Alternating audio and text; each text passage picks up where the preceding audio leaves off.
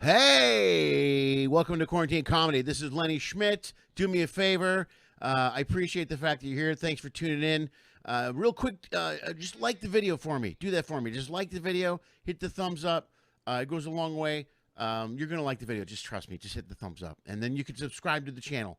Do that as well. This is Quarantine Comedy. This is the show where we talk to entertainment professionals about their lives, their careers, trajectories. Does that sound correct? I'm not sure if it is or not, but basically you can catch the show and you can catch up with some performers and entertainers and see what they're doing during COVID, before COVID, after COVID, blah blah blah blah blah blah blah blah blah. That's what we got going on. So sit back, enjoy the show, have a good time. We got lots of guests on here. We have a special guest today, a good friend of mine. It's gonna be, what is that? I'm not sure what that. Oh, that's the intro.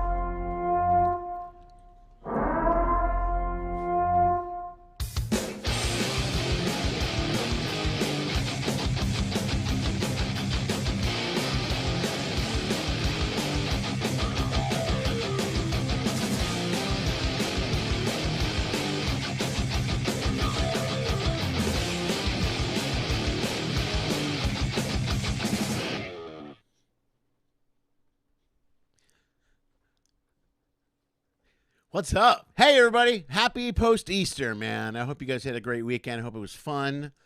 Hope you enjoyed yourselves. I hope you got lots of eggs or chocolate or whatever the hell it is you do.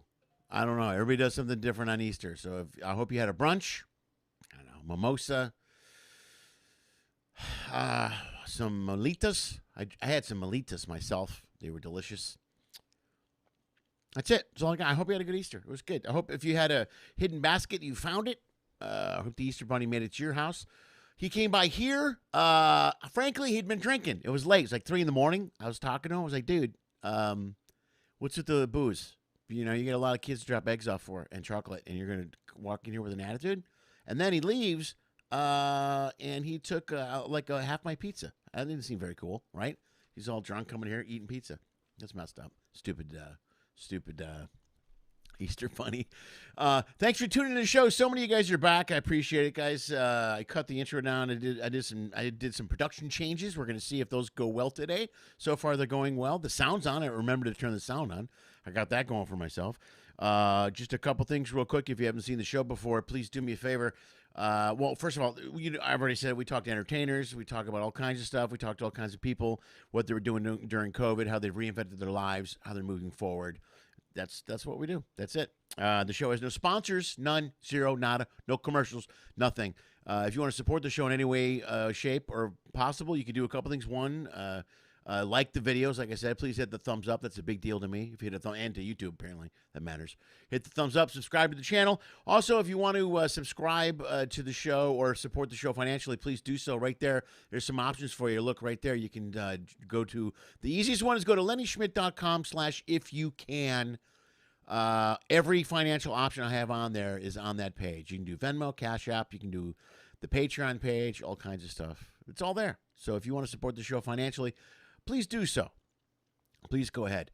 I'll talk about the Patreon thing later. I'm getting weird messages from people. Everybody's here, correct? Yes. Okay. I'm gonna say hello to you guys right now. Let me lose this. Bam. Thanks for being here. I'm not much on the news. I didn't really, you know what? I know this. I went to a baseball game over the weekend. I'm very excited. Many of you know that. Some of you follow me, and I could not be happier to be back at a baseball stadium. It was awesome. I went to the White Sox Angels game on Saturday. I had 4 beers, 2 hot dogs, and a giant combo, which is Italian beef and sausage. I ate a lot of food, and it didn't sit well with me. I think I'm getting too old. I don't know, but anyway, it was a fantastic day. It was great to be back out there watching baseball. Sox lost, but I don't care. It doesn't matter. It's good to see Ben Magley taking a shot at the Bears for no reason. That's fine. Oh, Ben, I have a great video for you. I couldn't play it yet. It's the Rogers video from Final Jeopardy. This is hilarious. I'm just going to walk you through it. Aaron Rodgers sat in to host Jeopardy this last week. And during Final Jeopardy, one of the contestants wrote down the question was, whose idea was it to go for that field goal? Ha ha! It's hilarious. Come on Jeopardy. I can't find the clip. I'm going to find the clip, damn it. I don't know if I can find the clip now. It's a little too late because I just saw it literally right before it happened. We got lots of people on. We got people on YouTube and on back and forth on Facebook. Let's say hello to everybody on Facebook. You guys came back. Thank you. I took a whole week off. You guys are you're really sweet. Thanks for coming back. If you follow the podcast, which I highly suggest all of you do, please subscribe to it. Apparently that helps me too. I don't know what I'm doing, all the social media shit, but all the podcasts are caught up. So now, moving forward, we're doing this the way I originally planned to do it, which is we do the show live on Monday, and then tomorrow this show will be a podcast, and then you can find it on all platforms, iTunes, iHeartRadio, all that crap. You can find it on, all those great platforms. I don't want to say crap. That's probably bad.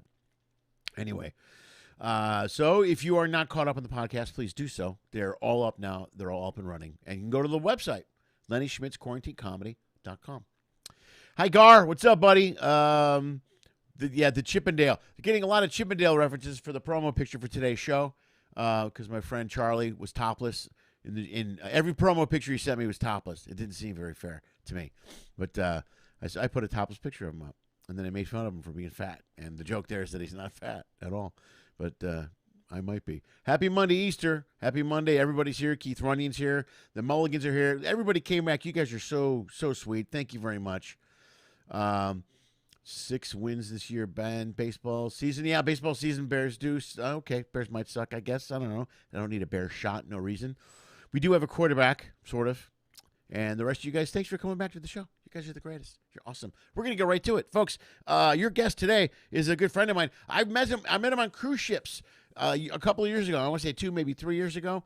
And he's left cruise ships, I think, even before COVID hit. And now he's up in Vancouver. We're going to talk about that because there's shit going down up there with COVID. Apparently, Canada can't get their shit together now. That's just what I'm hearing. I don't know if that's true, but there's an outbreak up there. I got my vaccine. I don't care, so I'm fine. I'm ready to go, folks. Welcome to the show. A good friend of mine. You might recognize him from his topless photo on the website earlier today. Give it up for the one and only Charlie Hughes. Here he is, folks. Lego boom, Charlie Hughes. There he is. Yeah. Yeah, Charlie Hughes. High tech. It's all high tech here. I got applause and everything now. That's enough with the applause. What's up, buddy?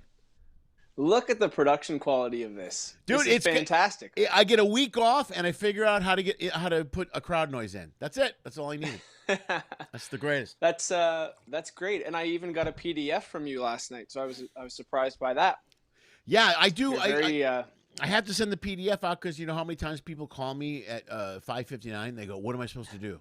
And it drives me crazy. So I go, I put it all in the PDF and I go, everything is here. But even then, you were the one guy. Thank you, by the way, you were great. You read the PDF. You were here on time for the sound check. Most guys get the PDF, and I'm not going to mention any names, but CJ Jones earlier today called me, and he's supposed to be on the show Wednesday. And he was supposed to be on the show before, and we had connection problems. So we tested it today. We tested his connection today. But he right away signs in, and he's like, it's not working. I go, did you read the PDF? He's like, yeah. Man, he didn't read the PDF. Yeah, no, he skimmed it. He skimmed it. Everybody skims it. It's not that long. You know what I mean? It's only it was great. It was great. It was concise. I also had nothing to do today, so it was most of my day. There you go. That's good. Well, you're almost in lockdown again, right? You said you're almost in lockdown again, or are you in lockdown? Yes. So in Vancouver here, they just shut down restaurants and bars again. Man. Indoor or like only delivery and that kind of stuff for 2 to 3 weeks. Okay. And then they'll reassess. Right. Okay. So yeah, I don't know. It's I wasn't really doing a ton of that stuff anyway. Right. I to support myself financially, I've been doing personal training, which I've done for a long time. But because I am seeing clients, I'm just trying to do as little as I can just to make sure that they're comfortable with whatever I'm doing. And are you seeing people personally, face to face? Yes, but only outdoors. Okay. Oh, that's cool. And the reason why is because back and forth for the last year, gyms closed, gyms open, gyms closed, gyms open, and a lot of my friends here who are other trainers have just been, so frustrated with having their clients getting used to the gym space, and then, they stop training. So I just figured if I'm training people outside and I find people who want to train outdoors, then, if they shut gyms, it doesn't affect my income at all. Yeah, that's smart, dude. Also, because people get annoyed with all the changes that have been going on for the last year. You know what I mean? If you're like, meet me at the gym, and then suddenly like, oh, meet me outside, and then it's like, oh, meet me in a garage. You know what I mean? At some point, Yeah. they'll be Yeah. like, you know what? Fuck it, I don't need to work out. This is ridiculous. Yeah, Yeah, maybe, yeah, yeah. We'll train up in my apartment. Yeah, no, I know. I have a friend who does that, who trains clients out of his apartment. He's actually got a nice big space though, so he can do it. But yeah, no, I figured if I'm outside, then it's safer, and also, if things get shut down, I can still work. So it's a right. win-win. It is. Plus, dude, Yeah, I like working outside. That's the best. It's like doing like you're all exercising in the sun. That is yeah. dynamite. Fresh air, and you got. You start off maybe a little bit chilly depending on what month it is here, but then once you get going, everyone loves it. So, Right. and I get to work outside, Right. which is Yeah. great. No, that's great. So, and half the Yeah, COVID problem is the vitamin D. So you're getting the sun. There you go. You know what I mean? The sun, I'm getting the sun. which Yeah. was always an issue in the cruise ships. You know what I mean? I used to take vitamin D like crazy when I was in the cruise ship. Because there would Do you be know? Yeah. those crossings or whatever. Those would be. You could go Yep. three days without noticing this, without being outside, and then you forget.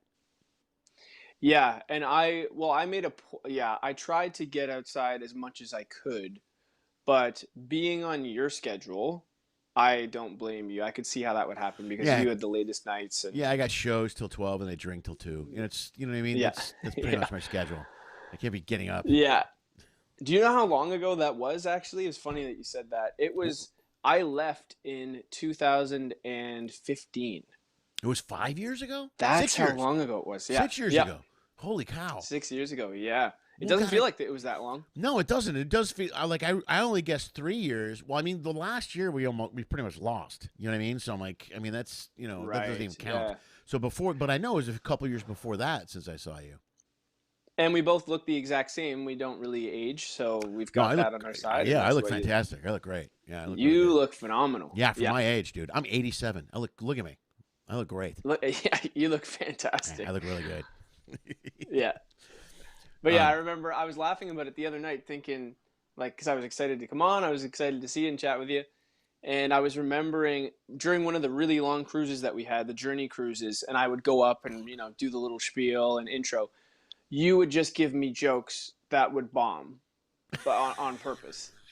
And so you'd be like, Charlie, come here. Try And I'd be this like, one. okay, yeah, try this one.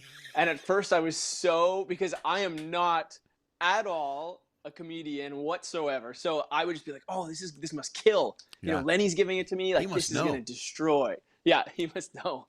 Go up and just completely. He would throw bomb. me under the bus. That wouldn't be like him at all. No, he wouldn't do that. No, Dude, you were doesn't great make 'cause sense. you were great because everyone you did you did them. You didn't question. You know what I mean? You just every time one wouldn't do well, I would go, all right, we'll try this one. It wasn't like what I mean? It's no, great. it's the Canadian in me who's just I'm forgiving you every time. Sorry. Yeah. Sorry. Yeah, Sorry. sorry. Yeah, sorry, everybody. Sorry. Yeah. Oh, that's the best. Yeah. So Well, how are things going? things are I can't complain. Things are good here, man. California, things are finally opening up a little bit for us. I don't know how long Good. in the U.S. I guess there's a number surge going on, but I'm already vaccinated. There's a lot of people that are getting the shots, so I feel good, man. I felt, and then I got the vaccination. I felt great after it. I didn't get sick at all. Now for the first or the second shot, I got the Pfizer Okay. too. So Yeah. everything's great, man. I got my daughters. Both my kids live with me, and my daughter, my youngest starts going back to physical school next week on Monday. So that's the biggest challenge that we're facing right now because she hasn't been to physical school in over a year, right? Oh, wow. Okay. Yeah, so it's been a while. So Yeah. Yeah. Wow. yeah, Well, so we're good. We're excited, man. Things are going Good. really good. And like I said, things are kind of opening up here. I keep reading bad news and everywhere, but I hope. I don't know. They keep saying there's another surge coming. There may be. There isn't. Well, you guys mentioned. Well, shit. You were just talking about hockey. The Vancouver Yeah. Canucks. Half that team got COVID, Yeah. and half that Yeah. team lives in your building. Did you tell me that? half of that team lives in my brother and I's building, which was really cool before this. because Dude, it's just now nobody wants to talk to you. Yeah, now no one. Yeah, now I'm isolating practically. But yeah, no. Before this, it was you'd see them all in the elevators and stuff like that, or they're wheeling their stuff over because where my brother's apartment is, it's just a 2-minute walk, not even to the stadium. Right. It's Right. it's a great spot. So yeah. Now it's like, oh, we're not telling anybody, but Yeah. Well, yeah. you mentioned it on live internet now, so. Right. Although, So no one. Yeah. Exactly. yeah, but only 12 people watch the show. There's only Yeah. I was 12 gonna people. say how many people are watching. Yeah, it's not like there's Yeah. even 1,000 people. I don't know if there's any Yeah. Canadians watching the show even. You know what I mean? You know what though? We've been being so safe the whole time because, like I said, when all of this first happened, I just, I knew that I was still going to be seeing clients outside, and so I just said, "Listen, as a thank you for you keeping my business alive, I am going to be super safe. They're the only people I see, other than my brother and a friend, and they're just my bubble, and that's it." Right, right. Okay, well that's good. Now, if you're working out outside, are you working with weights? What are you doing, man? Talk and I want to talk to you about diet too, by the way, because I was just having this conversation about keto and fasting and all this other shit. So if you're a physical trainer, you got to be covering all those bases now, right? Yeah. So luckily here right now, our gyms are still open. They haven't. I guess whoever is in charge here has decided that there's not a ton of transmission of the COVID at the gym. So our gyms are still open, so I am still getting to use the gym, which is fantastic. But the gyms were closed for a long time, and so I was training outside along with a lot of my clients. And I just bought some good bands online and a couple dumbbells, and had to go back to my training books to kind of refresh my memory of what kind of stuff I could do for myself and with them without the luxury of having all these fancy machines, which I had gotten really used to. Yeah. So yeah, it's been going okay. I know at first everyone was, when they told us 2 weeks initially, everyone was super excited. Oh, this is fun. It's spring. We'll do some stuff outside. And then now it's like, okay, everyone's getting ready to go back inside. So, yeah, in terms of diet stuff, I mean, I've been doing personal training ever since ships. Right. And acting is my main gig. And I was living in Toronto after I left cruise ships, and every other actor I knew was in the service industry, serving, bartending, that kind of gig. Yeah. The trope of the struggling artist. Sure, yeah, right on. That's what I'm doing now, damn it. Right, yeah. I'm delivering food now. Well, right. I'm right back in the service industry. Yeah, so it makes sense, right? So that's what I did. And so I was in Toronto, and I had a bunch of different jobs. I think I had 5 or 6 serving jobs or retail jobs in that year, because the problem I was having was they weren't giving me a lot of flexibility to take time off for shoots, for auditions, that kind of stuff. Right. So I thought, oh my gosh, like there has to be something else. And then I kind of fell into personal training, and it's perfect. It took a little bit of time to build, but now that I have my own training, basically my own training business, I'm my own boss. So I have my own clients. I just rent out spaces at gyms. They charge usually 20 to 25 bucks an hour. And that way, now when I book something, if I book an audition, if I book a gig, if it's 1 week or 3 weeks, I don't have to ask anyone for time off. I text my clients and say, hey, guess what? You don't have to work out for a week or 2 weeks. Yeah. And they're stoked, and I'm stoked, and it's all good. Stoked. Thank God you're killing me. Thank God, yeah. Yeah, I'm dying. Well, before I get to, I'm going to show your website in a second, because I really like your website. I checked it out this afternoon when you sent me the links and stuff. Oh, okay. But you mentioned bands. I just got this, it's called QX3 or something like that. And it's a whole band setup with the bar and everything. And it's got 4 different bands, like tension bands and stuff, and it's phenomenal. It's great. Yeah, there's a ton of people who have been, it seems like, I don't know how much of this existed before. Maybe people just weren't interested because they had the use of gyms, but now anyone who's in the home gym equipment industry is just making a killing, because dumbbells were gone. You couldn't buy any. Or if they were listed, they were on Craigslist or whatever for $300. Yeah, like they were was insane. Right, yeah. Yeah, my dad got a Peloton. Oh, nice, right on. Okay. All right, those are good, right? He loves it. Yeah. Right. I bought sandbags. I bought sandbags online because I didn't have any I didn't have any stuff here. And I went and I looked at Yeah. dumbbells, and the dumbbells you couldn't find them anywhere. So I ordered sandbags Right. online, but then I had to go get the sand. So now I got these different size sand, and it's one giant bag that with pouches that you can put smaller bags in. So I can get Oh, okay. as much as 50 pounds into one big bag, and then 10 into small Yeah. ones. I got those, and then I got ankle weights too, which are you can Okay. adjust the ankle weights anywhere from 2 to 10 pounds or something like that. Whatever. Ankle weights are great. Yeah, bands. I got a pull-up bar that did not fit my door frame, No, that's great. so that was genius. Yeah, Yeah, because you smart. know how handy I am. You can imagine. Yeah, Did you it's like, did do you you break have it? Did you come do crashing you have a down? pull-up bar? Yeah, no, it just I got home and it was like a month into quarantine or whatever, and I was just banging, trying to like hammer it in, but the ledge just wasn't thick enough. The ledges over our doors here, because we're just in a condo, are like just too thin. So I would have gone down if I tried. Right. Ooh, that's not Yeah, good. I sold it. It was all right. Yeah. All right, smart, dude. Let's. We have a lot of viewers. We have more viewers than I thought. Let me see. If you guys have any workout questions go ahead and ask me if you have workout questions, man. I'll get them out there for you. We'll do that. Hold on a second. Mm. But let's get to the website. Hold on. Let's do this. Bam. There's that, and then bam. Let's see if that works. Look at that. More technology. Yeah. Oh, I screwed it up. I didn't have your audio. Hold on. Damn it. I was so close to being a genius. Damn it. All right. Okay, so that's the website, dude. All right, yeah, man. I love the website, man. It's great. It's nice. It's laid out. It's laid out good, man. Hold on, look at all this. Thank you. I had some help. Yeah, see, I need to get some help, dude. Look at all. Yeah, there we go. You know what? The key to this kind of stuff really is just posting as many shirtless photos as possible. Yeah, I got your Instagram here too. I can show those because I noticed I have. There's a few people watching the show that never watch, and I got messages to them today, Yeah. and they're like, "Who's this guy?" And I go, "It's my friend Charlie." You want to You know what? tune in later. I think you just need to get all of your guests to just take a shirtless selfie and post those as all of the promo images, and you'll Yeah, be that sounds good. they'll come flocking. Yeah. I don't know if I want to see Jason Blanchard topless though. That's a guy. You know what I mean? That might be where I draw the Yeah. line. These are go up or down. Yeah. There we're going. Hold on. Yeah. So what could do? All right. So I can't.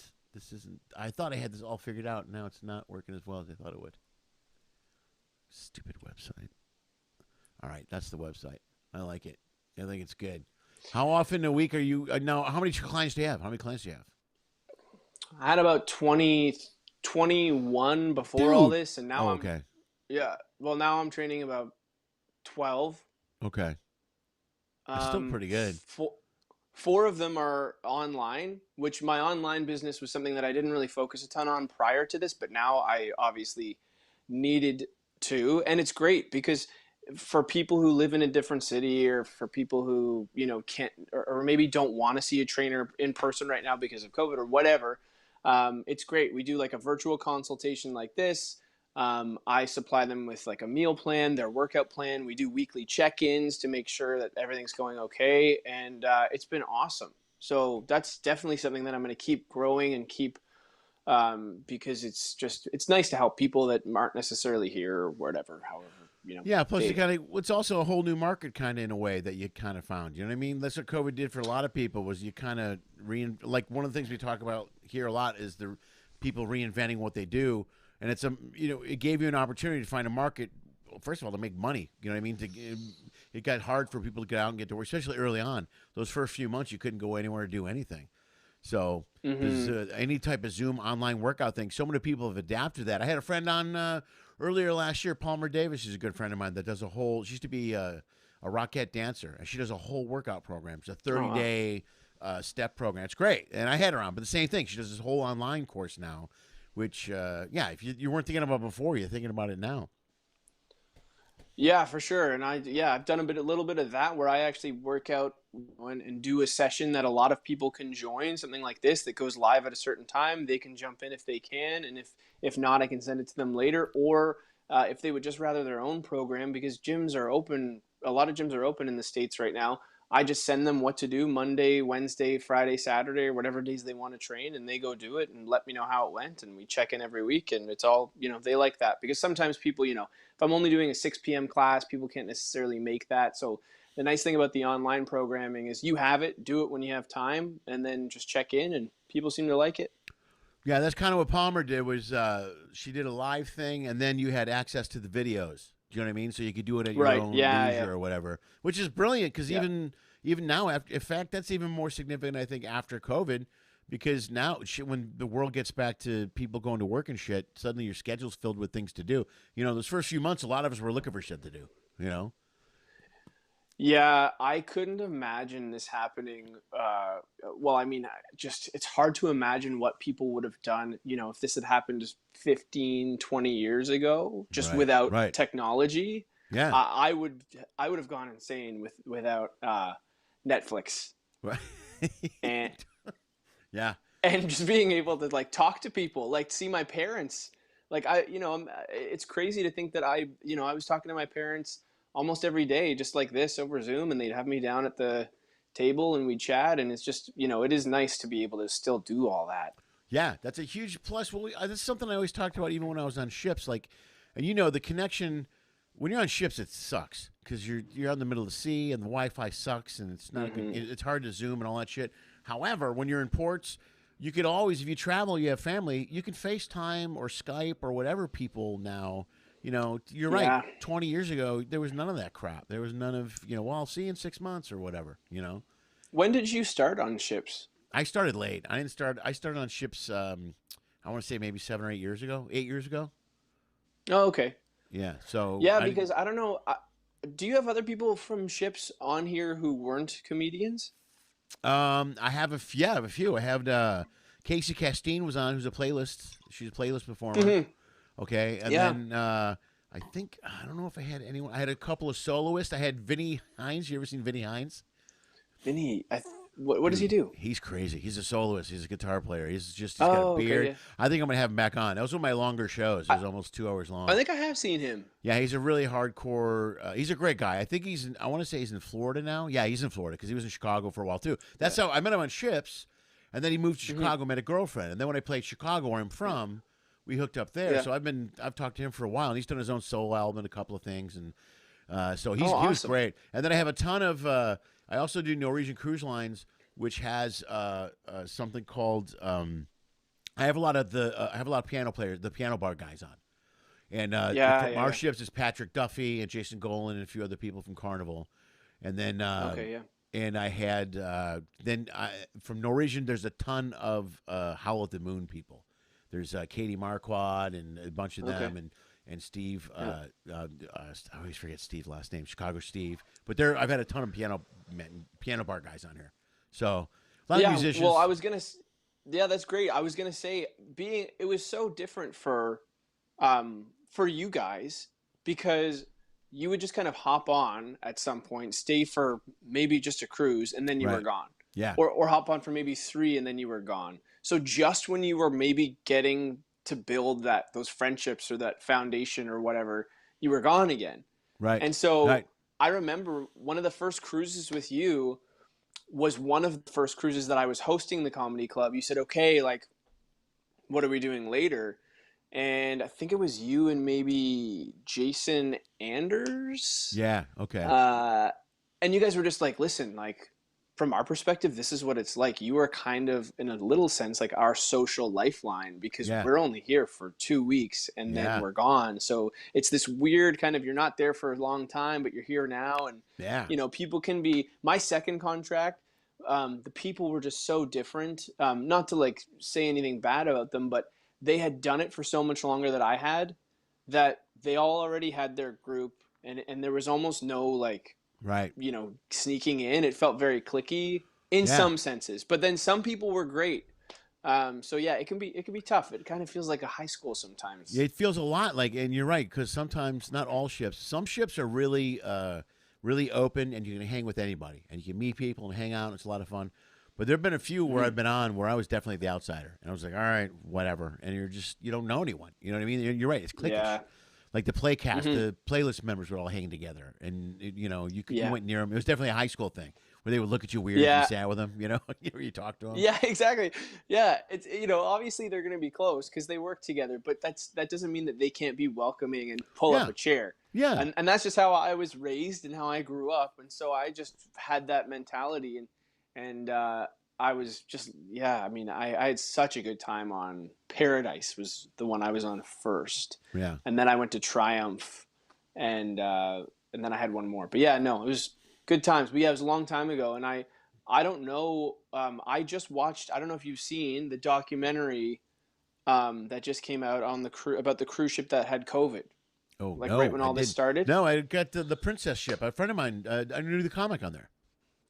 Okay, well, there's a documentary on now. I don't remember if it's Netflix or Amazon Prime, but it was good. You should watch it. It's only an hour and a half or something, and it's crazy. Like, I am so happy that didn't happen while I was there because it just looked terrifying. Right. Well, they just don't leave your room for days. Dude, I've had that. What's the one? What's the stomach thing that you get sometimes when you're on the ship? GI. Okay, I've had GI. Well, I didn't even have it.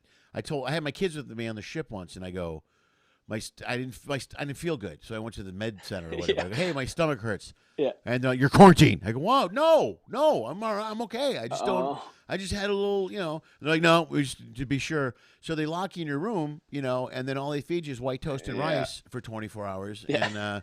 And it was the worst because they had the kids with me in the ship. And it was a port day. We were in Ensenada, and they were out walking around. So they get to hang around the ship all day, and just sit in my room like an idiot, It's the worst. Yeah, I know. It was crazy. And you remember how small the rooms are. Yes. You could touch the wall. You could touch the walls when you're sitting in the room. Yeah. I don't know if it was you. I don't think it was. I forget who it was, but one of the comedians, there's always I remember specific jokes, and someone will say something in conversation still, and I'll think, oh, that's one of Lenny's bits, or oh, this is Kim Harrison's bit or something. But somebody had a bit where they were saying the showers were so small that they had to soap the entire interior first and then wet themselves and just kind of slink in. And then they just did 360s. Yeah, no, it was good. That's a good one. So, yeah, I remember the good ones. Good. So you don't remember none of mine then? None of yours. Yeah. Yeah. Well played, Charlie. Just step right into that. No, none of your shit. I don't know. None of yours. No. Yeah. All right, man. Let's go to the board, man. All right, people are saying stuff. How many people are here? Okay. Wow, we got a good amount of people here. Julia's here. Matched by Julia is here. Julia Bendis is here. She'll be on the show next month in May. She talked about sex. That's her thing. How much sex do you have to do to burn 500 calories, Charlie? That's the question. This is a question for you. How much sex do you have to burn 500 calories? That's not that much sex. 500 calories. So here's what I'll say, and this is true actually. The larger you are, so the more you weigh, like the size of your penis, or how large you are as a... No, just be how very much specific. In general. Be very specific with Julia. All she does is talk about the size of the penis. Okay. Yeah. Right. So the more you weigh in pounds, yes, usually the more calories you'll burn. So I'm about 170, and if there was another gentleman who, let's just say, was 220 pounds, and we were both to take the same flight of stairs, he's burning more calories than I am. Okay. Because he's just carrying around more weight. So it depends on how large you are. Okay. But what if you and the 220-pound guy were both having sex at the same time? Yeah. Who's on top? Who's on top? Yeah, Which guy's on top? Whoever's on top is losing more? Okay. All right. So that's who's putting the work in. Yeah. Who's putting the work in? Yeah. Oh, so just laying there. I see. That's what I say all the time. I go, this is a better workout if you're moving. And I say that a lot. Yeah, exactly. And they look at me like, shut up, I'm sleeping. Yeah. I don't know if we can say that now. Is it a bad thing to say now? I don't know. If you're starfish, then you're not burning calories. Starfish? Is that what that's called? Starfish? Have you heard that? No, I haven't. Yeah. Is that a young person reference? I'm out of the loop. You know what? Hey, starfish. So starfish is if you bring somebody home, or you have an encounter, and then you're chatting about it the next day with whoever, and they're like, oh, how was it? And it's like, oh, starfish, which is just kind of this. I've never heard it. I'm using it though. That's the best. I'm putting it in my act. Take it. Yeah. Trust me, I'm taking it all. they're involved before. What is that? 500 calories and sex. Is they're involved before sex? I don't know what that is. There's a married couple on here, and now they're talking about how many calories they burn. It's just a lot more information they want to know. Okay, there's a handcuff reference. People are talking about Canada, and then there's Julia. Go Canada. Go Canada. Go Canada, Canada. Man. So, hey, so are you shooting up there in Vancouver? First of all, there's a lot of work going on in Vancouver. Are you guys busy production-wise now or not? Yeah. So, well, yeah. I am super lucky. I've been on set, I think, more post-COVID than I was pre. Okay. Which is huge. And I'll give you the lowdown here on the acting scene here, at least in Vancouver. So, pre-COVID, you know how this is, because if anyone hasn't seen your episode of Bones, they need to check that out, and I'm plugging that right here. You're plugging my show. Yeah. And you show up, there's a ton of people. Sometimes they all look like you, sometimes you all look different. It's a cattle call. And they see a couple hundred people a day, and then you go. And they cast somebody, and it's never you. And that's how yeah, you just described acting. That's it, perfectly. That's my experience, yeah. So whereas now, post-COVID, because that's the last thing that they want, they have been doing a really great job at casting people that they've worked with before. Right. Even if it was like something small. So someone said, oh, you know what? We've worked with Lenny before. He was fantastic, easygoing, super fun. Let's just call him back. Right. So luckily for me, a lot of the people who I had worked with in the past couple of years of being in Vancouver called me and said, we want you for this, we want you for that, we want you for this, because they didn't want to have a bunch of people in the same room. Auditions. Yeah, right. New people. Right, yeah. So that was great. I was super lucky. I've been COVID tested, I think, 10 or 12 times, because they test you the day before, they test you the day of. Yeah, they're a lot, yeah. One case will shut down an entire show for at least 2 weeks. A lot of the stuff that they shoot here, I don't know if you'll necessarily be familiar with. It's a lot of the young teen shows like Riverdale, Supergirl, The Flash. I was a huge fan of Supernatural, and they shot that up there. And they stopped. Yeah, Supernatural. That just wrapped. They're done with that. Yeah. But I used to watch Riverdale, too, till it got fucking weird. And then I can't watch it anymore. So. Yeah. I watched season 1. Yeah. And then I think I kind of fell off. Dude, I got halfway through too, and then there was a tree monster, and then they're singing, and then now the mom's in the FBI. You know what I mean? In fact, my daughter and I watch it just to make fun of it. That's what we do. Is we'll watch it and we'll go, what the yeah. So that's 90% what we do. Yeah, no.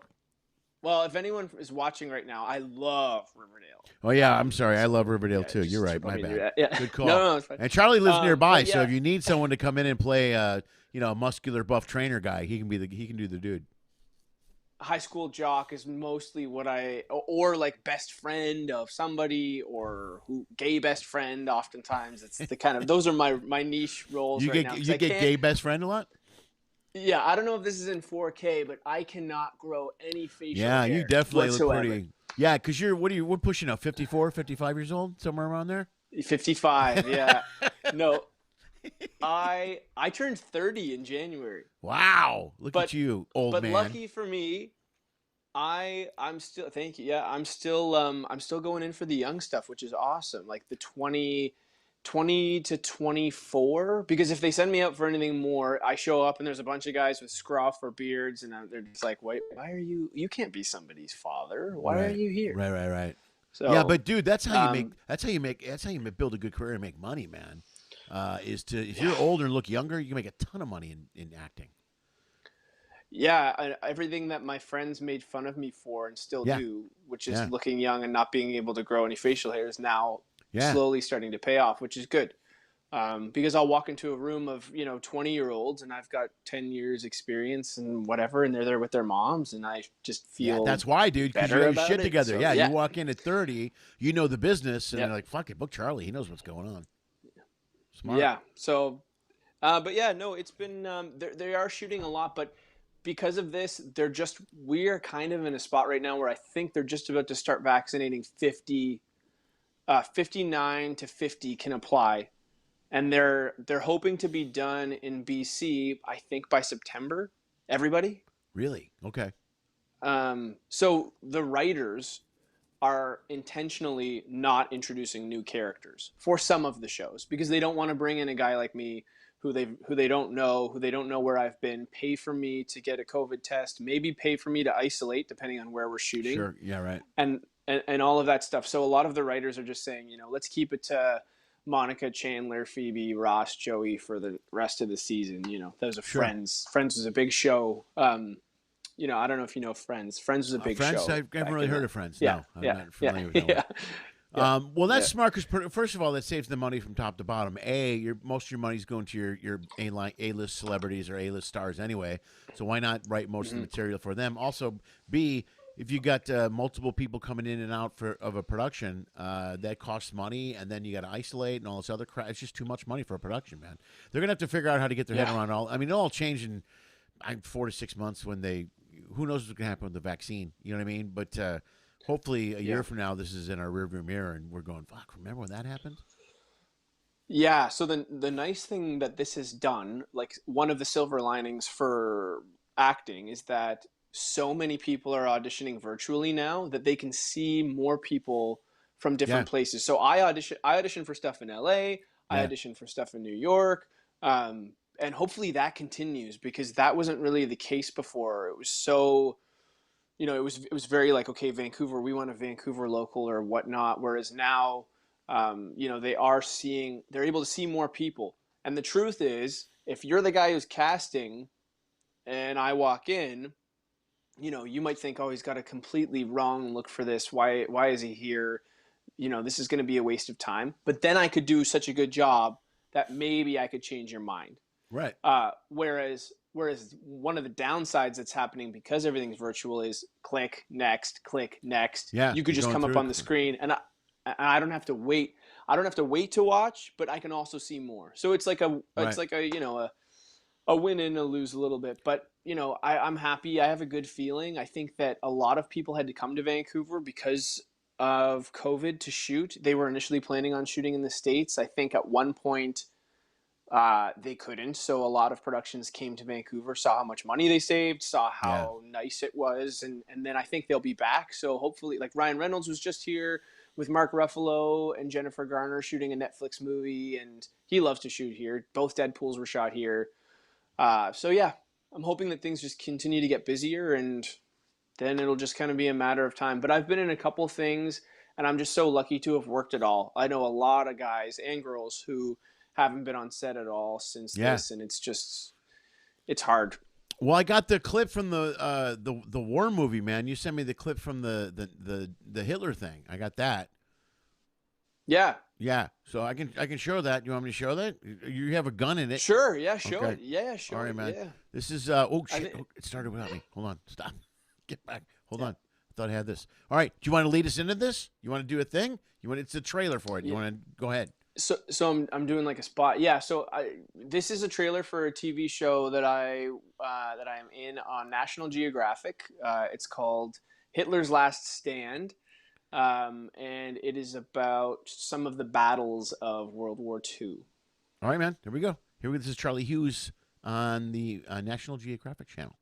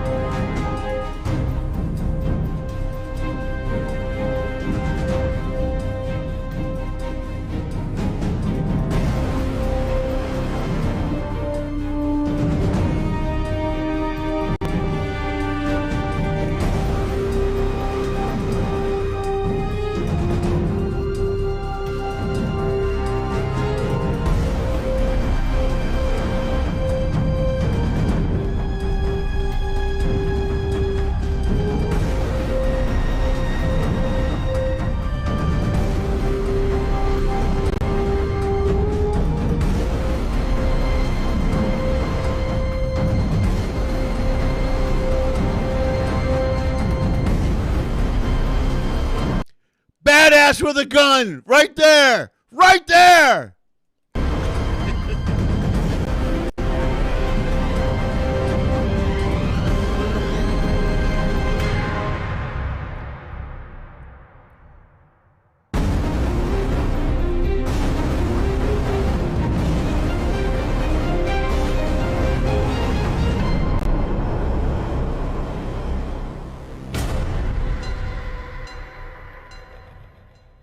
Dude, that trailer scares the shit out of me. That's badass. That's great. Dude, that's awesome, man. Yeah. Did you have were you loaded with blanks? Did you shoot? We had real guns that did not fire. But Okay.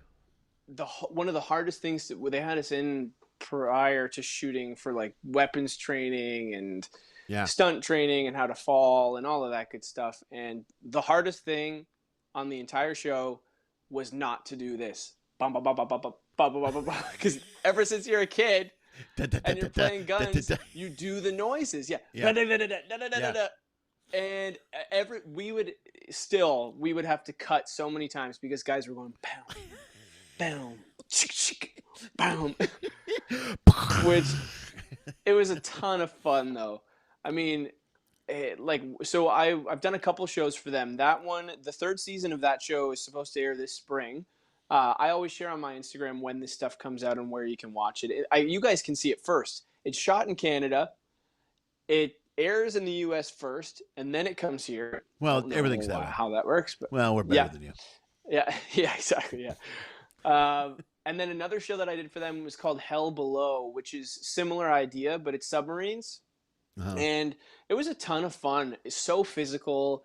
I loved, all of the running around and all that stuff's great. But then we're playing real life soldiers, Right. episode to episode. Each episode changes, so you don't need to watch them in order. It's not like a, sequential story. They're just individual battles. Like a serial thing. Okay. It'll be like a battle of whatever one episode and something different another. But the cast remains the same, so they rotate us. So that clip that you paused on, I'm the lead in that episode, and then another episode, I'm a lead. Then you might see me in the background at one point of another. But the third season of that airs, I think, this summer. But then the other show, Hell Below, is on as well. And I was in a fake submarine, for a couple months, and they just blasted us with water. It was fun. Okay. Yeah. I don't know if I can let that go. I'm not a big close quarter guy. Although, I mean, I was on a cruise ship, so you know what I mean. But it was really cool. They made so they shot all the exterior sub stuff in the U.S. I think they shot it in Washington because they have some of the real submarines there. Okay. I think it was Washington. Right. And then they shot all the interior stuff here, so they recreated the set. But it was a ton of fun, and it felt really cool playing these real life people, and it kind of makes that something that I didn't learn. We learn about American history, we learn about world history, but sometimes you lose touch with all that stuff. I finished high school a long time ago, and unless you stay in some kind of history class, you stop hearing about that, and you forget a lot of what a lot of people did. And these guys were 10, 12, 15 years younger than me, doing this for real. Yeah. It's insane. No, it blows me away when I think about stuff like that. Then, their kids at war were 17 and 18, and I mean, they were kids. They were just kids. Yeah. And all of our stuff, our equipment's not carrying anything. It's all the pockets. There's nothing in there, so it's nice and light. They wore gaiters, which are like shoe bindings. I don't know if you're familiar with these, but they go over your boot, and they're those high. They go up to your ankle. Yeah. They're almost like a snowboard binding. If you've ever tied a snowboard. They take 25 minutes to put on, and plus you get mud in there and whatever. So they take about 25 minutes to put on, 25 minutes to take off. They go over your boot. And I remember we were asking the costume designer, how would they get these done so fast, or how would they be able to tie them up? Because sometimes you're sleeping and there's a sneak attack or something. And the costume designer said they wouldn't take them off. These guys would sleep for weeks with their boots on, their socks on, ooh, that's gotta these gaiters on, their pants, and that's when people started getting all those like foot infections, and gangrene or stuff, whatever. You know what I mean? Yeah, right. Yeah, Absolutely. yeah. Ooh, you paint a pretty picture. But it's a cool show, It's a cool show. It's an action show, but you'll learn a little bit of history too. And it was a great time. And yeah, met one of my good friends who lives in Vancouver, who's another actor. We met on that show, and it was one of the first things I did when I got here 3 years ago now. Nice. All right, right on, dude. Dude, it looks great. It's great working with a gun, man. That's cool. Running around, shooting.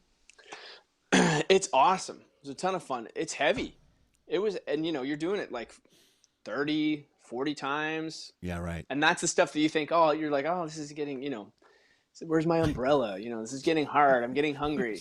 But then you're actor, like, oh. You're like a big whoosh. You're like, oh, man, the guys really did this for like real. Yeah. People, Exactly. And tried to stay alive while they were doing it. You're just trying to make it to lunch. Like, this is ridiculous. Exactly. What's for lunch? Come on. Are we doing the steak thing again? Let's wrap this up. I'm cold. Where's my cell phone? yeah. But it was a great time, and I'm just lucky. So they asked me back. So that was one of the things that I've shot post COVID, and it's crazy now. Temperature checks, and they're doing all these camera tricks to make you look like you're in close quarters, but you aren't really, which makes things take a lot longer. Right. Yeah, I just noticed that you can catch some of that stuff on some of the TV stuff now. They're doing a lot of camera trick type stuff where you can tell that there's not a real they're green screen. It's a lot of green screen type stuff where they're in a bar but they're not. Like I was watching Chicago PD 2 weeks ago, and I'm like, those guys aren't in a bar. It's just two guys. Yeah. So. Yeah. Well, dude, you're working. That's good, man.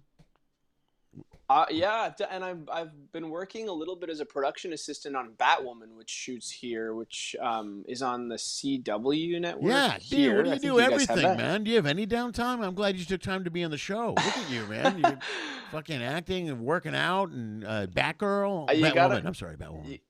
Batwoman. Yeah, you got to make money. I'm about to take my keyboard down to. I've been thinking about it, taking my keyboard down to like the core of downtown Vancouver and just starting to busk because I need to make some money. There's some really good ones here. Is busk? Is that street performing? Is that what you mean? Well, yeah. So you guys call it busk? I play piano and I've had busking, like buskers. Is that what Canadians call it? It might be a Canadian thing, but buskers.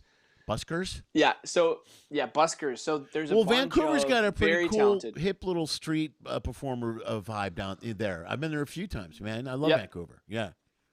Let me know when you're here. We'll get together.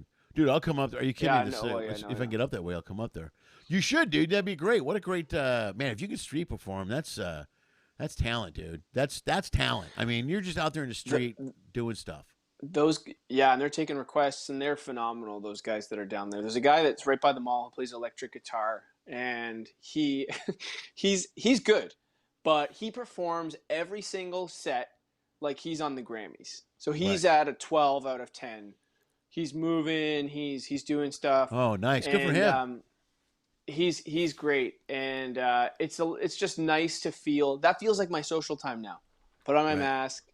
I walk around because downtown is very crowded, and that's my social time. Just walking through, and you listen to people play music, and you see other people. And you know what? I was laughing the other day, thinking I was gone for 2 months. I went home to Ottawa for Christmas to see my parents for 2 months in November. I got a COVID test here. It was negative. I flew. Okay. I got to Ottawa. I got another COVID test. That was negative. Safe. But when I came back, I got back to Vancouver, had my mask on, had a hat on, walked into the liquor store, and the owner turns around. He's like, "Buddy, you're back." And I was like, is it a bad thing if he recognizes me with just this showing? Yeah, dude, what's that from? How much drinking are you doing? Yeah. The guy at the liquor store knows exactly who you are. Not enough, apparently, but apparently too much. I don't know. Maybe it's just a Canadian thing. He just remembers the faces. Dude, that's impressive, man. I got people that recognize me with the mask on. I'm like, I don't know how you guys are doing. I was at a Costco about a month ago. Some guy's like, Lenny? I look, and this guy comes running up all covered. I go, I thought he was going to jump me. I didn't know who it was. It was a guy, we used to play softball back 5 years ago. It's Cameron, blah, blah, blah. I'm like, how do you recognize? I've had a lot of people. Maybe I just have something about the way my forehead looks. I have a giant forehead. I think that's what it is. You've got a signature walk, I feel like. Dude, you've got a good...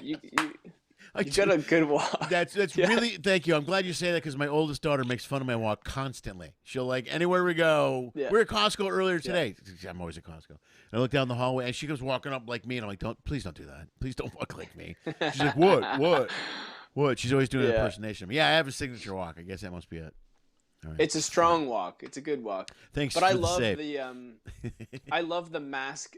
The mask. Like I've run into people that I don't care to talk to with the mask on. Yeah. And it gives you an excuse not to have. It's the best. Yeah, it's the great. Greatest. I love it. Yeah. That's the one thing I might keep the mask just for that reason alone. Just yeah. so I see people I don't like and just keep moving. Oh, it's the best. Yeah, keep it. Yeah, that's a smart move. I like it. All right, man. People here were wearing masks before too. I think that's one of the reasons why Vancouver. I mean, we also don't have a ton of people, but Vancouver, we have such a big population from Asia here that people were wearing masks before all this when they were sick. Right. Because it's just normal over there. Well, and so when they said wear masks, we used to see them all the time in the airports and stuff. If you travel, right? Like when you're Asian, they were always covered up, and now. Dude, I've flown maybe 3 or 4 times during this situation, but the first time I flew was back in October when I went and did a gig in Oklahoma City. And these people got on, dude, and it looked like a scene from E.T. I mean, they were head to toe yellow. I'm not kidding, dude. They were all, had respirators, like big. I'm serious. They're sitting right next to me. I'm looking at them the whole time going, Jesus Christ. I'm like, you guys are not messing around. But, what the hell? They didn't catch anything. You know what I mean? They were completely covered. And the best part was watching them try to get something to drink from the stewardess. Because the stewardess is she's trying so hard. And everybody in customer service, I feel so bad because they're trying so hard, but they're covered with the mask. So everywhere I go, I'm going, I'm sorry, what? I'm sorry. So this interchange was the best. It was just, because they were completely like, yeah. And I'm like, so can you guys write it down? Write it down. This is getting ridiculous. Yeah. Here you go. Yeah. Tell me you've tried to eat with the mask on, because I have. No, I do because with it not through the mask, obviously, right? You have the no. I have. I'm saying absent-mindedly because I'm so used to it. Oh, you accidentally shoved the. I will buy a donut. And I have the mask on, and it's just one of these. You just cram a donut in your face. Yeah. Glazed mask. Yeah. Just make like a brown smudge on your mask. You know what I mean? You walk around looking like a horrible human being. Like, what's wrong with you? Yeah, and then the donut's ruined. Yeah. Damn it. Stupid donut. Yeah. Dude, that's the best. All right, I'm going back to the board because somebody got here. Alex is here, and he got here late. I don't have a lot of viewers. I don't have a ton, but the ones I have are very loyal, and they're here all the time. So I like to say hello to them. That's great. And that's it. Rachel wants to know if you've done any rom-coms because she can't do a war movie. Okay, Rachel, fine. If I've done any rom-coms, yeah. I've auditioned for a ton. I've auditioned for a lot of them, but I'm in this kind of niche area right now where a lot of the guys that they're casting for the leading roles are older looking, which is great. Sure. They just have, they're your whoever's, your Gyllenhaals or scruffy. Your Gyllenhaal.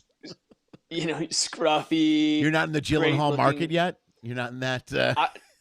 I'm not, but the gay best friend role, I always audition for. Right, there you go.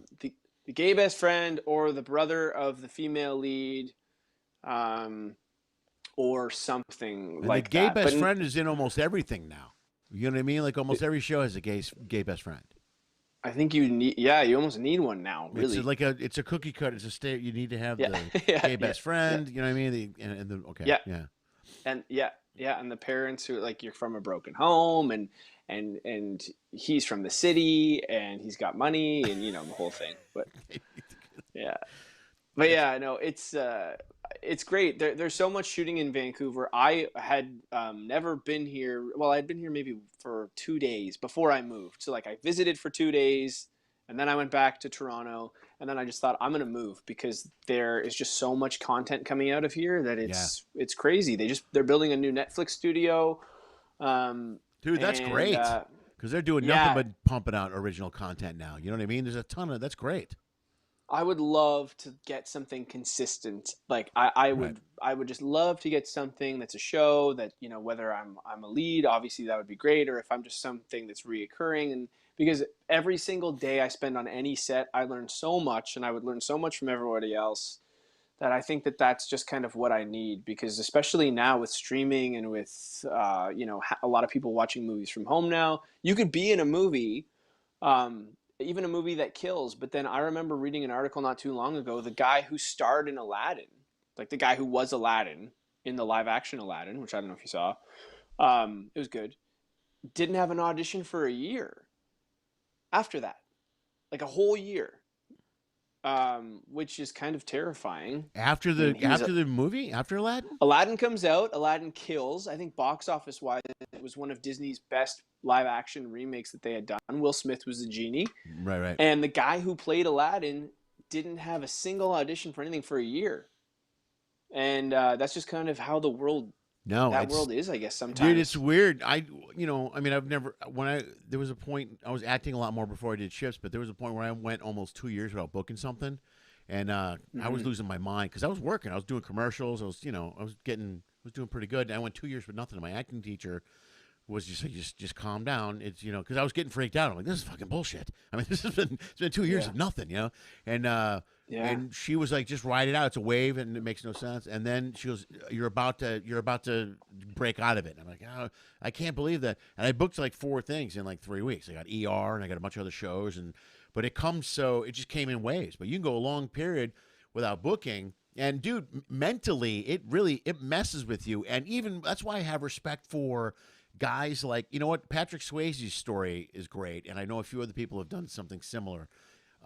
Whereas he turned down work for years because he did the Skate Town thing or something, and he was kind of going. He was a young guy, and he was going down this heartthrob role and this path, and he was getting all these offers for these teen movies and heartthrob and this stuff. And he's like, I don't want to do that. I want to do something more. What's got teeth to it. I don't want to do anything. He lost a manager. He lost an agent. He lost a ton of shit, and he was down to working and not doing anything. And he almost fell out of the business, and he stood strong. And what saved his ass was the role he did on MASH. He did a role on MASH, which was fucking phenomenal, where he plays a wounded soldier, and it turned his complete career around. And suddenly, boom, he took off and became Patrick Swayze, and that's how he did all these other things. But he stood his ground. He's like, I'm not doing this. I'm not doing this. And for any actor to be able to do that, because it's so hard to get work. So when you start getting work, to go, I know. That's incredible. So I have tremendous respect for that. But you gotta, mentally, it's such a game, dude. You gotta be mentally tough, really. Yeah, it is. And I don't think I realized how much it was beforehand, because things were just happening so fast. It was like high school, college, ships. Sure. Everyone was kind of saying yes. And how, you get nominated for a dramatic award in your high school, and then you think, oh, I've got talent. This is going to be easy, and you're 17. And then next thing you know, you're living in Vancouver, and your checking account says like $20, and you're trying to eat, and you're trying to pay rent, and it's like, wait, what? Like, am I wrong? Because at times you question yourself. You're like, maybe I'm just not good, right? Or maybe I don't have what it takes talent-wise, or should I even do this? And it's a long game for a lot of people. Some people get a break early on, and that's great. But for a lot of guys, you're playing the long game, but the payoff could be huge. Right. It really could be huge. And it's also a journey and a ride. It's not like you do something and then you make it and then everything's okay. I mean, that's what I used to think. Now, that does happen for a lot of actors and actresses and people. Some people hit it big and suddenly they're huge. But I know a lot of people that have been in this business for 30 years that they plug away and they make a living. They just they do a role here, they get on a show for a year, they get a side character here, or they do a commercial here, they do a play here. I mean, there's a way to do it and balance it out. It's a journey. You got to understand that. You got to understand that ride and not think that, I'm going to hit it big someday. When you're young, you think, I'm going to make a lot of money and be rich or whatever. Also, when you start to make money, my daughters are doing this now. My youngest daughter's going into acting, and my oldest is studying screenwriting and film work. And I try to teach my youngest, I'm like, when you get to a point where you make some money, hang on to it. This is a roller coaster here, man. You gotta ride it out. Don't be, because otherwise it mentally messes you up, and then the longer you go. That's where I was at with my acting teacher.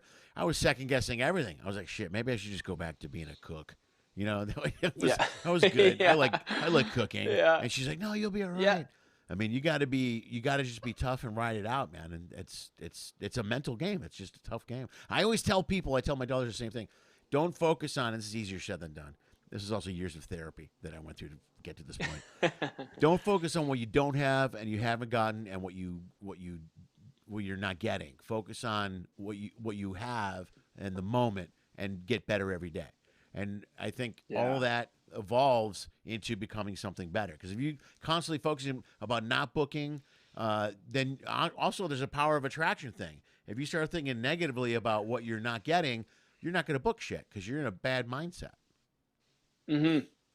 No, that's so true. It's huge, and especially for a lot of people now not having any like auditions. Even like auditions were like, for me at one point they were the scraps. They were like, well, even if I'm not booking, like if I have 2 auditions a week, like those are good days because they're opportunities. Sure. But when something like this hits and everything shuts, you're like, okay, that's right. Those are gone now. Like, how am I going to do anything?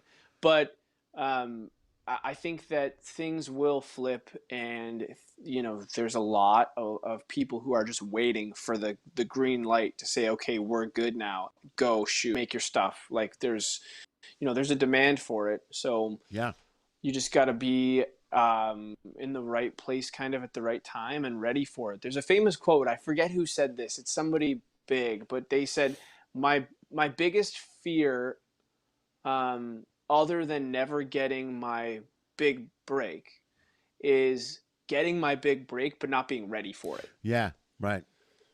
And there's a lot of guys that I know who work. Like, you don't need an audition to work. You don't need to book a job to work. Like, do you have a coach? Are you filming? Like, are you saying, okay, I'm going to film like 2 monologues or 2 scenes a month, like just to flex? It's like working out. And I always compare the two because that's my world. But, you don't wait until the weightlifting competition day to start lifting. You got to lift like all year. So when that opportunity comes, you're ready. Well, and a lot of guys don't do that. Well, what's the phrase? Success is when opportunity meets preparedness or preparation. Preparation or whatever. Yeah. I mean, that's basically what it is. That's why a lot of times you'll see overnight successes, and there might be technically overnight successes, but they spent 25, 30 years building that career, or 10 years building that carear, or whatever. Yeah, it's all about being ready. And you're right about being able to work, and not about working without. You don't need someone to give you work. Like, I used to love acting class. I loved acting class.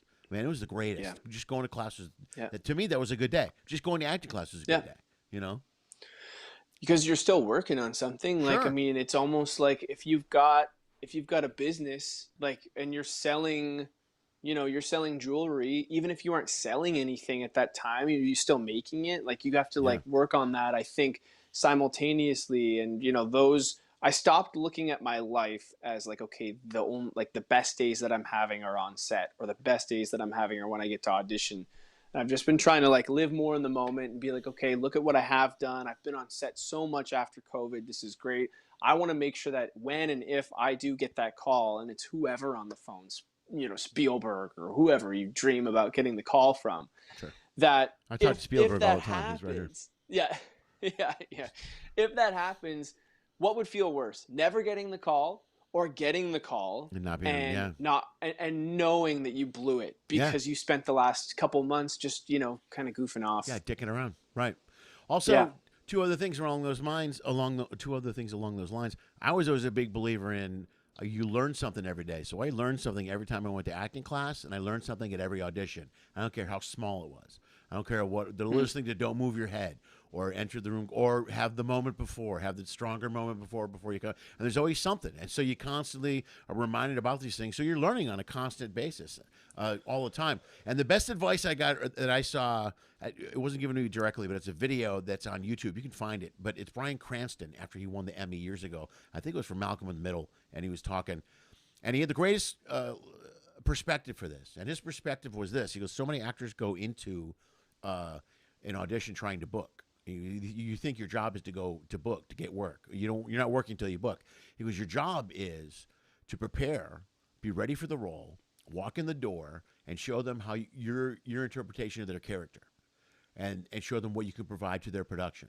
And then when the audition is over, you leave. You're done. That's your job. That's it. He goes, you don't have to sit around and wait for someone to call you. Your job is to go in there and be prepared and be in the moment and show them what you bring to the role. It's not. The mistake people make is, I got to get more work. You are working. You're working by walking in the door. And if you show them that, he goes, once I wrap my head around that thought process, he goes, my career completely changed. And it's a great quote. It's a great point. And he's absolutely right. Because I know a lot of the guys are the other way around. They don't get work and they're pissed. I'm not getting work. And then it goes back to power of attraction, and they're not being prepared, and they're sitting around. And I'm always like, are you going out? Are you going to acting class? Nah, I'm not. Well, then you can't. Don't blame the world because you're not doing shit, Yeah, if the only time that you're acting is when you're auditioning, then that's, chances are good. You're not going to. No, you're not going to go out at all. No, nobody gets that work. You know what I mean?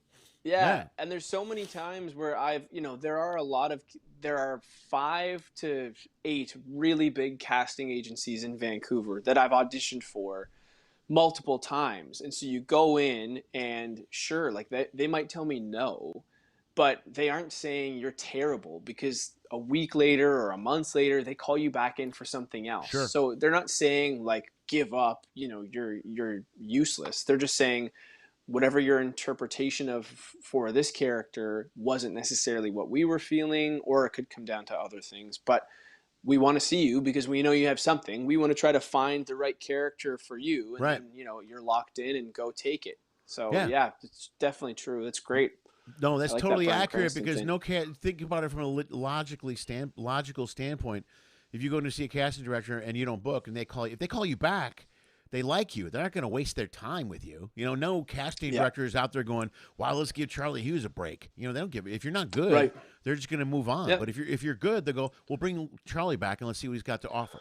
That was something huge that My agent was on the other side first. She was on casting for a long time for a TV show in Vancouver. And she told me at one point, she said, think about this for a second.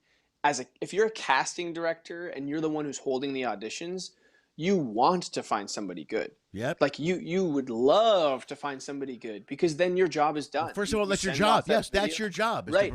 Right.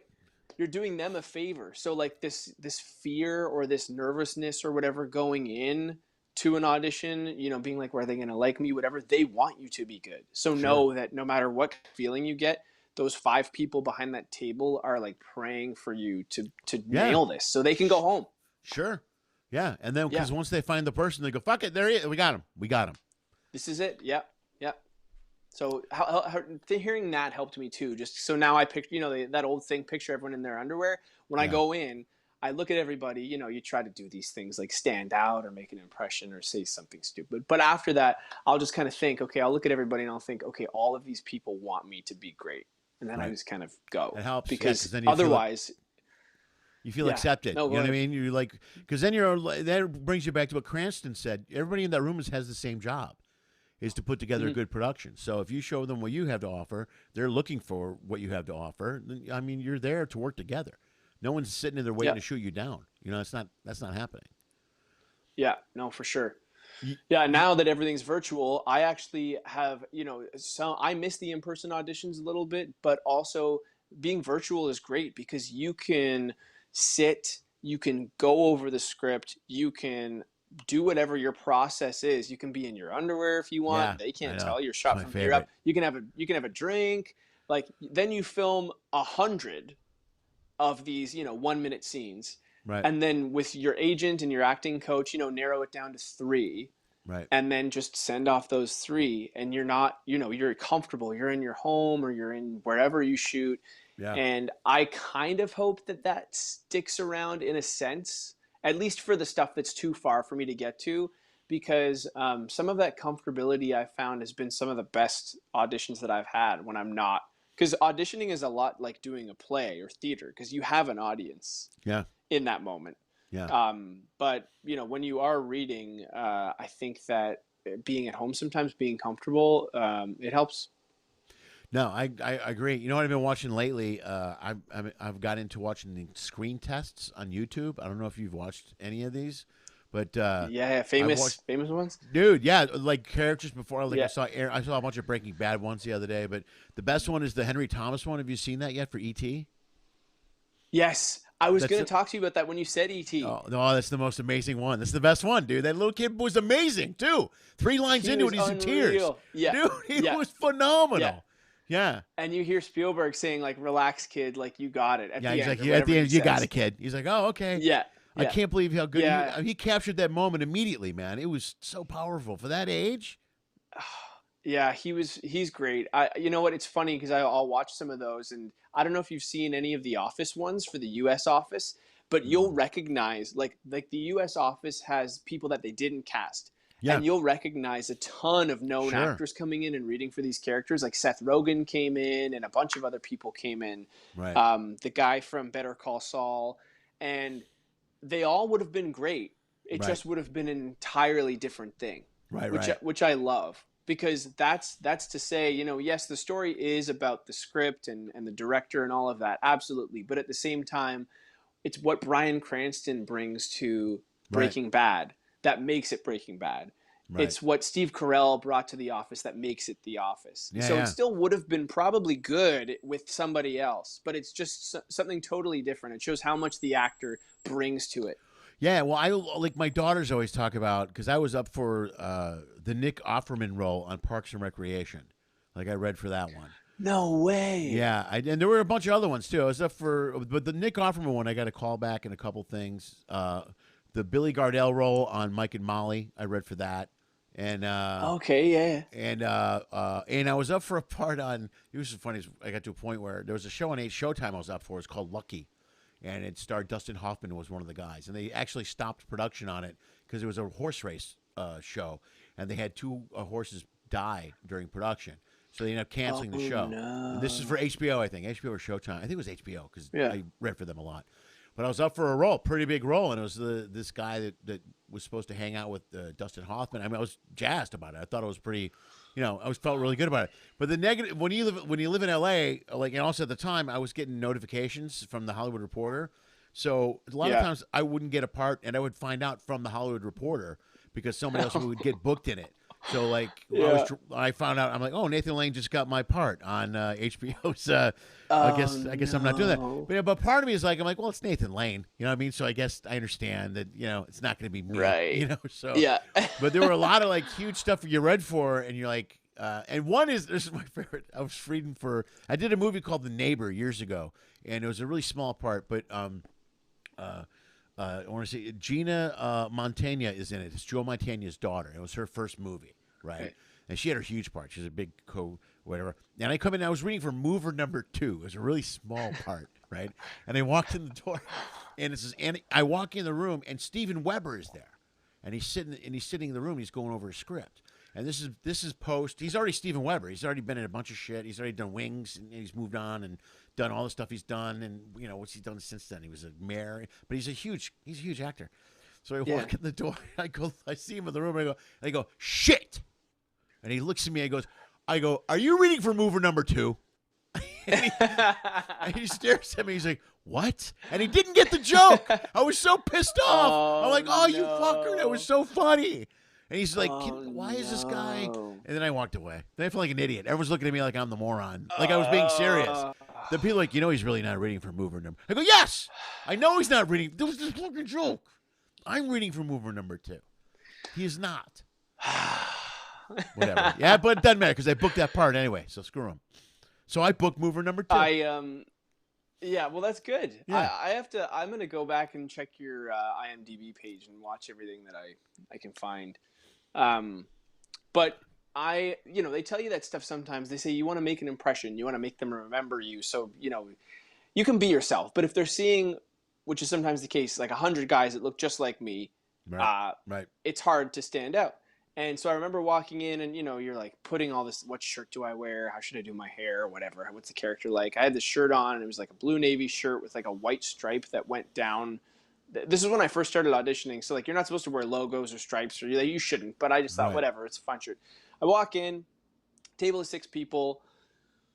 And the guy in the middle behind the table who's got his head down writing notes has the same shirt on as me. Oh, no way. What are the odds of that? That's And hilarious. so I'm standing there and I'm like, okay, now I'm in my head. Should I say something? It's too late. I've waited too long. Yeah, right. The Yeah, timing. I haven't said anything yet. Now it's Like, creepy. it's not right. So yeah, it's creepy. So they're like, okay, and go ahead. So I do my thing. I forget what it was for. And then as I'm leaving, they said, okay, thank you so much. I say, oh, and excuse me. I just wanted to say that's kind of an ugly shirt. Ah, that's the best. But I don't know if he got it because he just kind of looked up because I don't know if he couldn't make the connection or what. He had a jacket over his, and I called my agent afterwards and said I didn't get it, or you know what? I hope. Right. I actually hope I didn't get this one because I think I might have told someone important that they had an ugly shirt on, even though I had the same shirt on. He just didn't get it. So since then, I try to not. I don't make jokes when I go in now. I'm just like friendly. Hey, how's it going? I do it all the time. Happens, but, I do it all the time. Well, it yeah, backfires because you're a funny. lot. Yeah, man. Sometimes it backfires. You're like, whatever. Yeah. This is I need something to be written for me. That's my I need it to be written, and then I can perform. But yeah, coming up with my own stuff. I could send you some jokes again to see how those. See, you can use those when you go into the room. It took me a while to even get down 3 minutes of content to open for you guys, and I'd have a couple stupid jokes or I remember Kim Harrison. One time said, go up there and stay up there, and then I'll come and take you off. I said, okay. It was the first night of the cruise. It was like a 10-day cruise, single guy on a cruise ship, Sure. Kim Harrison walks up, and she grabs the mic, and she says, nobody touch him because he's my boyfriend, and squeezes my ass. Oh, my. All right, there we go. Everybody laughs, and then as I'm walking off stage, she, puts her mic in the holder and says, just kidding, he's gay. Oh, and no. for the entire cruise. Well, of course. The entire cruise. Oh, that's good. Hey, it's the gay guy from the comedy club. Hey, how you doing? What's going on? Just repelling women left and right. Yep, sure. Nobody talk to me. Yeah, yeah. Thanks, Kim. That's just mean. That's just mean. You could say anything. On the first night, you could say anything. You used to as well. You said we shared a cabin. I don't know what you said, but yeah, we shared a cabin at one point. Well, that's the thing is people don't realize a lot of people watch and go to cruises, but whatever's established on the first day is pretty much the way you're going to be for the next. You are the gay guy for the next 7 days. Yeah, I'm whoever you say I am. That's who I am. Yeah, that's just the way it's going to go. All right, man. Well, let's wrap this up, buddy. I want to go to the board. Somebody else had a question for you. Hang on. Okay, Robin's gay. Here's a question. Here we go. Let's answer this question before we move on. How much time do you get to study the role? I know the answer to this, but I'm going to leave it for you. To study the role for an audition? I don't know. Yeah, I guess so. Well, go ahead. Yeah, for an audition. Let's say for an audition. Yeah. So for an audition, normally, oh my gosh, I'll get 24 hours if I'm lucky, maybe 48. It's super fast. Yeah, right. It depends on what it's for, but most of the time, you know how it is. It's super quick. It's like a day or two. And at first, it's hard, at least for me, because a lot of the stuff that shoots here, I would be like a day player. So for that stuff, they don't really give you anything. It's like, okay, you're a male, you're this age, and you're a student. Okay, then I can do whatever I want, and I actually like that stuff sometimes. I'll usually have 2 really solid takes ready, very different. Right. That way they can see me twice. And I'll say that when I come in. Because oftentimes you'll bust there, it'll be raining, it'll take you an hour to get there, and then you're in the waiting room, and then when you finally get in, you have a minute, and then you're done. So when I go in, I say, hey, I just want to let you guys know if you have the time. I have 2 really distinct kind of takes on this if you have the time. That way they'll at least give me that. So I might get an extra minute in the room. That's good. Over somebody else. Right. And it gives you that flexibility. Sometimes if it's a feature or if it's a character that's a little bit more of a lead, the first one still, for me at least, I think the most notice I've had is a week. Right. Maybe. But then they'll call you back. And each time they call you back, it's like, here's a little bit more information, but that's all we're giving. Oh, here's a little bit more. And for this Batwoman show, I got really close. I got really close to being one of the series regulars on Batwoman. I think I was called back 3 or 4 times far enough in where they sent my agent, who then forwarded me the watermarked contract. Oh yeah, right. Yeah. Which then I had a conversation with her afterwards and said, never send me this again, because to see what they would have paid me, Yeah. and how long of a commitment it was for, and all of that was just in my head. I don't think I was ready for it, and I just said, I don't need to see that again until I book the job. Because looking at it before, I think I just psyched myself out. It was like, oh man. But it's a feeling. I got a buddy here in LA who was up for the Sean Hayes part on Will and Grace, and he's got the watermark contract framed on his wall in his office, because it was down to him and Sean. No way. Yeah, it was like him and just either you or Sean Hayes. He's okay. Well, I guess we'll see. And no one knew Sean Hayes really at that time. Yeah. You know, he was kind of. I mean, he was acting, Yeah. but not more than Eamon was. But yeah, so he's got it framed on his office. Oh. That's just like you're like, yeah. I don't know if I'd Just almost punishing rather. yourself. Yeah, I know. I'd almost rather not have a shot at anything than to be that close and go, yeah, I could have. Exactly. Yeah, take a look. It was almost, if he was sick or something, that would have been me on Will and Grace. Yeah. Okay. All right, we got to go. Yeah. We got to wrap this up, man. Dude, this was awesome. Yep. Thank you for being here. Is there anything I missed, and is there anything you want to plug and push? I'll put all your info in your Instagram and bio in the bio of the description of the video. So is there anything you want to No, generate? You got it. Thank you so much for having me. Oh, and are you accepting any more online clients for physical training? Okay. Yes. So reach out through my Instagram. You can find me on Instagram. You'll give the link, or you can find me through Lenny, and find me through Instagram. I'm taking on hopefully 5 more online clients. So if people are interested in doing anything, just let me know. And I've got an independent film coming out hopefully this summer that's called Moon in the Cloud, it's going to be submitted for the festival tour. So TIFF and VIF and all that good stuff. Yeah, you sent me a link for that too. I post everything. I post everything on my Instagram. So if anyone wants to know what's going on, I just check Instagram. I don't have Facebook. Right. But I've got Instagram. So just go through Instagram. Thanks Perfect. a lot. Dude, thanks for being here, man. I really appreciate it. This is fun. This is Thanks good. for having me. Yeah, everybody, Charlie Hughes. Let's hear it for Charlie Hughes one time. Wait, hold on. Wait. I almost had it all figured out. Hold on. I feel like I'm back in the comedy club now. Just no applause for me. No applause for you. That doesn't seem very... Yeah. very, very fair. Folks, Charlie Hughes. There we go. There we go. Charlie Hughes. This is my good friend. That's my friend Charlie Hughes, ladies and gentlemen. Guys, thank you so much for being here. I really appreciate it. This was a good show. This was a lot of fun. I'll be back in 2 days. 2 days, Wednesday. We're back full tilt. CJ Jones will be here Wednesday, unless we can't figure out his connection for the Wi-Fi. But I'm pretty sure that we got it figured out. We'll know soon. You guys thank you for being here. All you guys are here for the whole show. Thanks for coming back. I know I took a week off. I was just scared that you all left and wouldn't come back. So you guys are the best. Another family show. Vince, you guys are good. Thank you so much. Applause. You guys have your applause. You guys are so much fun. Do me a favor, you enjoyed the show. Bam, you can also support the show. I mentioned it earlier, LennySchmidt.com/if-you-can. Also, you can join the Patreon page. Feel free to look at the Patreon. It's simple. You can join my Patreon for as little as $1 or like 10 grand, whatever you want to pay, really. It's up to you. But the more you pay, the more you get. And you get all kinds of stuff. Like you get free Schmidt shows, which are this weekend. The new Schmidt show is this weekend, this Saturday. You can check that out. You guys are a lot of fun. Thank you for being here. Guys, enjoy the next couple days. I will see you on Wednesday. Take care of yourselves. And as always, do me a favor, please. Dream of Pinky. Lenny Schmidt Quarantine Comedy was created, produced, and is hosted by Lenny Schmidt. We live stream on YouTube at 6 p.m. Pacific every Monday, Wednesday, and Friday. Special episodes occasionally stream or are uploaded on Tuesday and Thursday. Every episode is also launched as a podcast and can be heard on iTunes, Spotify, and iHeartRadio.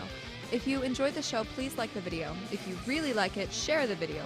If you really, really like it, please subscribe to the Lenny Schmidt Comedy channel on YouTube. You'll get updates on this and numerous other online comedy content that my dad produces. Check the info section below for detailed information on all of our guests.